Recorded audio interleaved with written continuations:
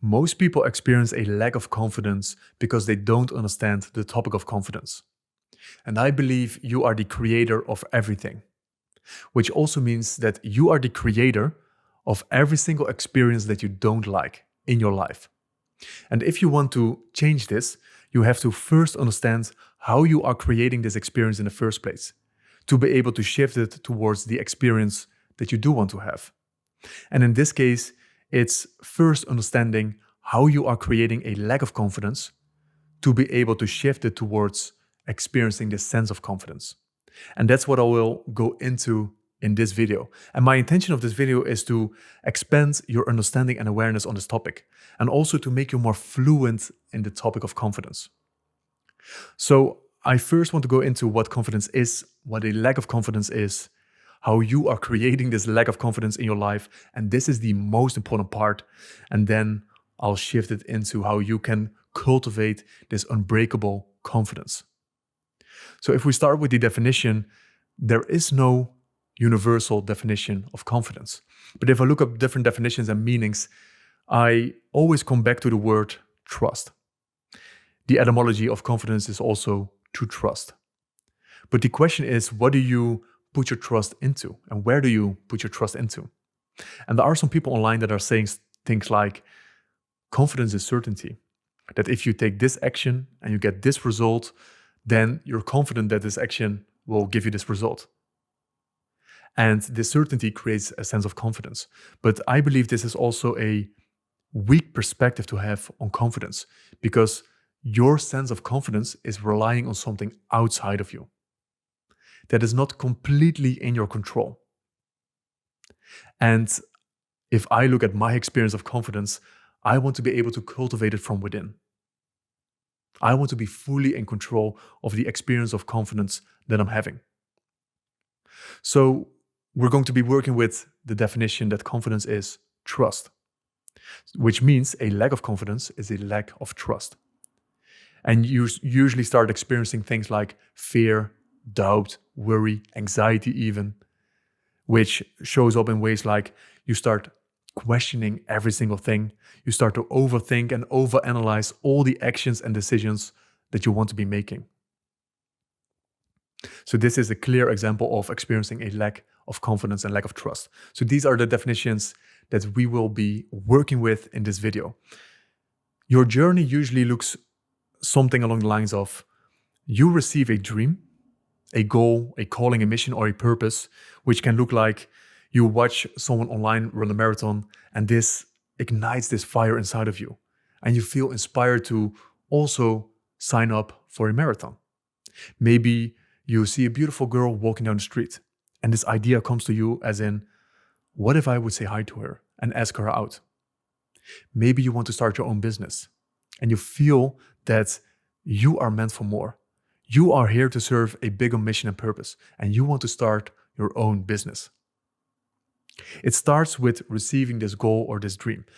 But when you receive it, that's when the questioning starts happening. And usually not just one question. That's when a shit ton of questioning happens. So let's take the business example. You start questioning things like, what if I fail? What if I can't do it? What if it's too difficult? What is even the right thing to do right now? What if I don't even want to pursue this? What if I commit to building a business for years and I have to give up and other people will see that I give up? And then I wasted all these years as well. What is the perfect action to take right now? What is the right thing to do? Like all these questions start popping up and all these what if scenarios.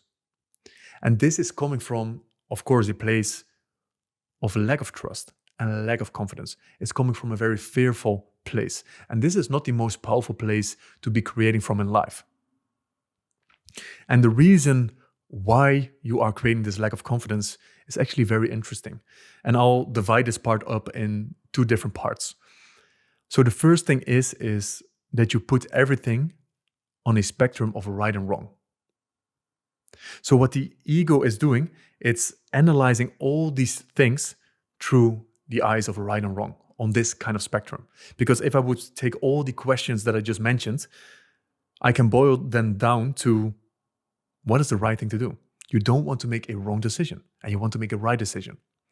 That's actually the very simple thing that's happening. But if I would ask you the question, what even is right and what is wrong? And maybe you think something like, the right thing is when I make money in the business very quickly. And the wrong thing is when I don't make any money or when I fail or when I have to quit or give up. That is the wrong thing. But how do you know that this is right and wrong? Who came up with this idea? This is your ego creating an imaginary idea of what your reality is supposed to be like. And it's a very limited idea. And this imaginary idea is the foundation of all your suffering, is the expectation of what your reality is supposed to be like. And everything that's not this imaginary idea is wrong, which creates a lot of suffering in your life. And this is crucial to understand. This is not only related to the topic of confidence. This is related to all the suffering that you're experiencing in life. So this is the first part where you put everything on the spectrum of right and wrong. And this is how you're judging your experience and your actions. To make matters even worse, what your ego is doing, it ties your identity into all that you're doing. So when you make a mistake, it's not just you making a mistake. It's you are a failure. Other people will think that you're a failure. When you embarrass yourself, when you get rejected, you are not good enough. You are an embarrassment. These are the stories that start happening. And that's why it's not just an action, it's not just a mistake. There's a lot on the line here. Your whole identity and your sense of self is on the line. And this is why your ego is questioning every single thing, because it wants to protect you. It wants to keep you safe. So even if you don't like all this questioning and all the fear that you're experiencing, it's all there with a good intention in mind. But it might not be the most useful one, the most useful strategy that is being used. So to summarize that part is your ego is anxiously trying to find the right thing to do to protect this imaginary idea that you have about yourself, because also this is made up. And this is why it's questioning and overanalyzing everything. But this is also what is cultivating and creating this lack of trust and lack of confidence. Now, I want to throw up a different possibility for you.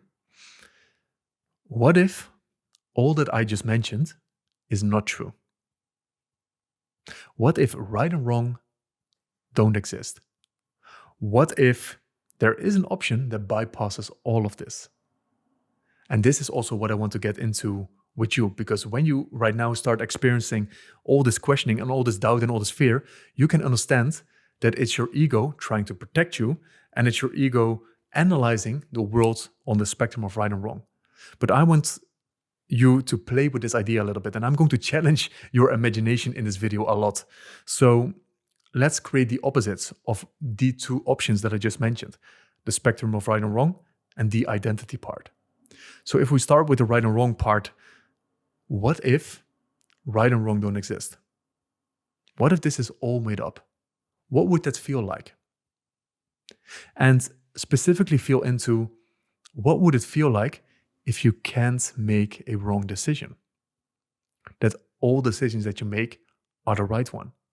And if your ego is right now holding on to this idea tightly, you feel resistance inside of you. You feel resistance to this idea. But let's imagine that even if you take an action, even if you make a mistake and you don't get the desired outcome, it's the right thing. And you might think that this guy completely lost his mind right now, but I'll emphasize this point also from a different angle. So if you've seen interviews before from successful people, externally successful people, they often get asked the question that if you could go back in the past towards your younger self, what would you tell them? What would you have done differently in the past? And usually what their answer is that they wouldn't change a single thing about their past and about their journey. Because all of the things that happened and that they've experienced brought them to this point in their life. So they wouldn't change a single thing of all the good and all the bad things, which means all that they've experienced was the perfect thing, was the right thing, because it brought them to this point in their life.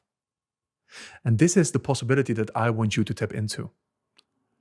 That whatever you're experiencing, It doesn't matter if it's good, bad, comfortable, uncomfortable, because yes, there are a lot of uncomfortable situations. Whatever you're experiencing is guiding you to the place where you are meant to be. Always. Because if that's true, that means there is no wrong decision. It means that everything is the right decision. It's all the mistakes that you're afraid to make, all the rejections and the embarrassment that you're afraid of is actually guiding you to the place where you're meant to be. But you can only realize this by moving through it. You can only understand the purpose by looking back. And sometimes that means that you have to go through some dark places to be able to serve a greater purpose at the end. But you will always end up at the place where you are meant to be, unless you start resisting your experience. And this is what starts happening with the questioning. You start to resist the experience because something is wrong. I don't like this experience that I'm having, so this is wrong. And you start to stay stuck and passive in the current moment. But the moment you trust that all of this is guiding you to that place, which might be different than the idea that your ego has, that's the moment you experience full and complete confidence and trust. Because life is happening for you. Everything is perfectly curated for you to guide you towards that bigger purpose that you can't see yet. And this is how I view life as well. Life is taking me on this surprise holiday and vacation. I have no idea where we are going to end up. And they forgot to tell me that there are some horrible hikes in here as well that I might be going through. And these are the darkness. These are the rejections. These are the mistakes.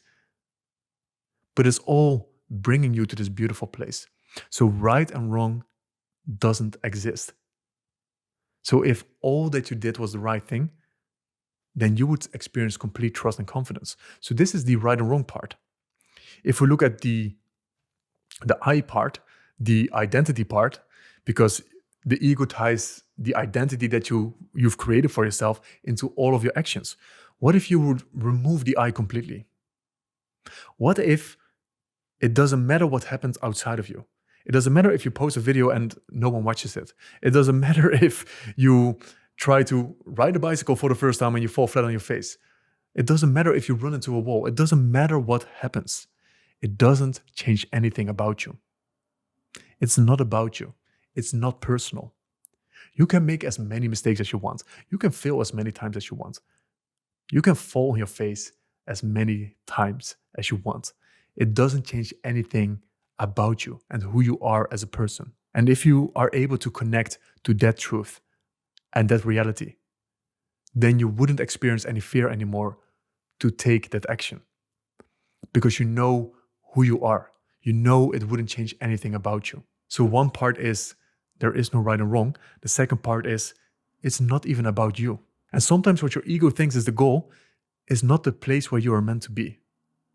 Sometimes you're supposed to move towards a certain goal and dream to experience this specific thing in the journey that you can take with you towards a different path, a different journey, a different purpose that is so much bigger than the thing that you can imagine right now.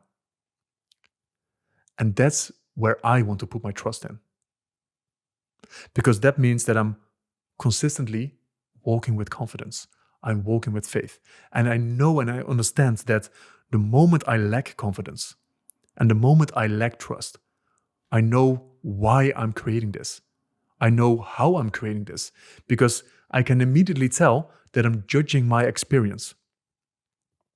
I'm judging my experience on the spectrum of right and wrong. I'm tying my identity in all the actions. I'm trying to put up this perfect performance as in, look at me, I'm the expert. I'm trying to hold up this fake identity, this imaginary idea that I've created for myself. But the moment I know that everything that I'm doing is not about me, the moment I see this judgment is the moment that I can shift towards the other side. And I can tap into the possibility of, but what if right and wrong doesn't exist? What if I'm supposed to fail right now to serve a bigger purpose? What if I'm meant to lead from a place of weakness instead of a place of strength? And these are all different possibilities. That's the moment you start rejecting your current reality. And that's when you start to connect to the deeper and higher truth of everything is happening for me. Life is perfectly curated for me to serve a purpose that I don't understand yet. Every single action, every single failure, every single mistake is taking me to the place where I'm meant to be. That's how you cultivate unbreakable trust and confidence, because you put trust not in something that's outside of your control. You put trust into something greater, something far greater than your ego. So this is my way of creating this unbreakable trust and confidence. And let me know in the comments below what you think of this idea. Because what it eventually all comes down to is a choice. You have a choice to believe the things you want to believe. And if the things that you believe in are not serving you, are creating a lack of confidence, challenge them. And potentially challenge them in this way that I shared with you right now, in how you can be cultivating a way more stronger sense of confidence. So let me know what you think of this, and I'll see you in the next video.